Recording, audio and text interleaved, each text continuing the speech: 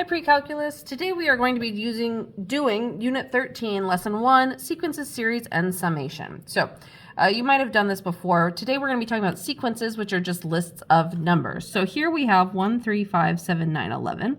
And we're asked to identify what these are, and this actually should be a 13. So a sub 1 is just 1. That means what's our first term? Well, our first term here is just 1. A sub 2 is our second term, which in this case is 3. I hope this pen starts working. A sub 13, we could write out a whole bunch of numbers and figure out what this is. But what's actually easier is if we create what's called an explicit rule. I'll write that down here. If we create an explicit rule, that makes life a lot easier for us. So we can see that this is going up by 2. 2, 4, 6, 8, 10, so I can have this be 2n. But if I have 2n, well, my first term here, if I put in 1 for n, I'm going to get 2. So I need to have 2n minus 1. So in that case, I can figure out what a sub 13 is. That's going to be 2 times 13 minus 1, which is 25. Okay, let's do our next example here. We have 0, 1/2, 2/3, 3/4, etc. Well, our first term is just 0. Our second term is 1/2, and we're asked to find our 54th term. Well, we can see our pattern here. If we put this 0 over 1, our pattern, our first term is 1, 2, 3, 4, 5, and our numerator is 0, 1, 2, 3, 4. So we're going to have n in our denominator, and our numerator is going to be n minus 1. So a sub 54 is going to be 53 over 54. Now, I forgot to talk about this on the previous example, but does this converge or diverge? Well, this is getting closer and closer and closer and closer and closer to 1, so this actually converges. But this is just getting bigger and bigger and bigger out to nothing, so it diverges. Okay, here we're actually given our explicit formula, -3 to the n power, and we're asked to find the sequence and then a sub 1, 2, and 100. So a sub 1 is just going to be -3 to the first power, which is obviously -3. And a sub 2 is going to be -3 squared, which is 9. So this is going to go -3, 9, -27, 81, And then a sub 100 is just going to be, we can write this as -3 to the 100th power, and we can leave that like it is. If you put that in a calculator, we're going to get something crazy, so not worth it. All right, let's do a few more examples. Here we have 6, 8, 10, 12, 14. Our first term is 6. Our second term is 8. We're asked to find our 19th term, but let's actually find our pattern here. Well, our pattern, again, we're going up by 2, so we're going to do 2n. But if I put in 1, I'm going to get 2, so I'm going to need to add 4 here, okay? So a sub 19 is going to be 2 times 19 plus 4, which is just 42. I forgot to do this one also, converge or diverge. This one is diverging because it's oscillating and going up and down. This one is getting bigger and bigger and bigger also, so that's going to diverge. Here we have a sub 1, a sub 2, and our explicit formula is -1 to the n plus 1 power. Well, that means that our first term would be a -1 to the 1 plus 1, which is -1 squared, which is just a positive 1. But -1 to the third power, which would be our second term, that's going to be a -1. So we're going to have 1, -1, and this is going to keep going. 1, -1, 1, -1, on and on and on. So this is also actually diverging because it's going up, down, up, down, up, down, up, down. And so a sub 44, that's going to be -1 to the 45th power, which is going to be a -1. Okay. Here we have -100, 10, -1, 0.1, -0.1. Okay, and we're asked to find our first term, second term, 9th term, and then a sub n. Well, our first term is -100. Our second term is 10. And let's try and find our explicit formula so then we can find our 9th term there. So our explicit formula looks like we are dividing by 10 each time, right? So it's 1/10 to the n power, okay? And I'm going to also take note that what are we dividing by the 10th power? Well, we're dividing 1,000. First, we're going to divide 1,000 by the 10th by 10 to the n power, right? So that to the first power, we would divide the second to the third, da, da, da, da, da. And then notice that it's positive, negative, positive, negative. Well, we also are going to have to take this times a -1 to the n power. And this is all getting closer and closer and closer and closer and closer to 0. So this is actually converging. Okay. Let's talk about the recursive formula. So the recursive formula are sequences that are defined based on previous terms. So here we're asked to find the first 4 terms of the sequence using the recursive formula given. So here we have a sub n is 4 times a sub n minus 1 minus 3. A sub 1 is 2. We're asked to find a sub 2, which is going to be 4 times 2 minus 3, or 8 minus 3, which is 5. Then we can find a sub 3, which is going to be 4 times 5 minus 3, the previous term. So that's 20 minus 3, which is 17. And a sub 4 is 4, oh gosh, times 17 minus 3, which is 65. Okay, easy, right? Recursive formula is pretty easy. So next example here, a sub 1 is 16, so a sub 2 is going to be 1/2 times 16, which is 8. A sub 3 is 1/2 times 8, which is 4. A sub 4 is 1/2 times 4, which is 2, and that's it. We did it. Okay. Then we have a sub n here. A sub 1 is 1. A sub 2 is going to be 2 times 1, so that's 2. A sub 3 is 3 times 2, so that's 6. That should be a 3 there. Yep.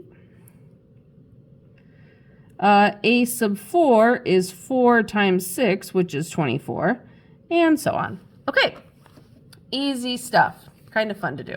All right, let's move on and talk about summation. So we've talked about sequences. We're going to talk about series and summation now. Well, series are just the sum of all the terms in a sequence. So if our sequence is 12, 15, 18, 21, our series is just adding up those numbers. And we can I don't know how to write this. We can write this using sigma notation, which stands for summation. So this is the symbol sigma. It's a Greek letter. So here is sigma. Okay. This n is our upper bound. And k down here, this is our lower bound. And this whole entire thing, well, k is also called our index. And this is all equal to a sub 1 plus a sub 2 plus ... plus all the way up to a sub n. So we're going from k to n, and that's what this is. Okay, so we are first asked to rewrite each series as a sum. So for letter A here, this is going to be 4 times 0 plus 4 times 1 plus 4 times 2 plus 4 times 3 plus 4 times 4 plus 4 times 5. Okay? Here, for letter B, we have 1 to the first power plus 2 to the second plus 3 to the third plus 4 to the fourth. For our third example here, and we can actually expand this out, I guess, if I wanted to. I barely feel like it, but I'll do it. 0, 4, 8, 12, 16, 20. This one, 1, 4, 27, 256. Okay, here we're going to start at 7. So we have 7 times 7 plus 3 is 10, plus 8 times 8 plus 3 is 11, plus 9 times 9 plus 3 is 12, plus 10 times 10 plus 3 is 13. So that's going to be 70 plus 88 plus 104 plus 130. Okay. All right, now let's evaluate a series. The difference between rewriting and evaluating is when we evaluate, we're actually going to find the sum.